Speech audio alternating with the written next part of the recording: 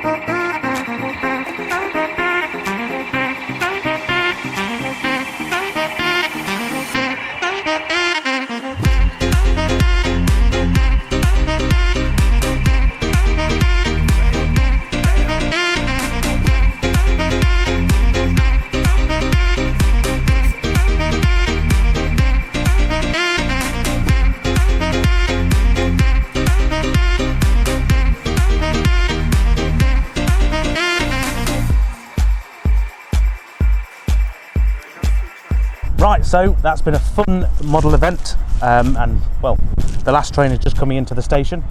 I've really enjoyed it, actually. Yeah, really enjoyed it. It's been a really good day. Met some really nice people. Loads of people. Yeah. The entire weekend, actually, it's been really nice.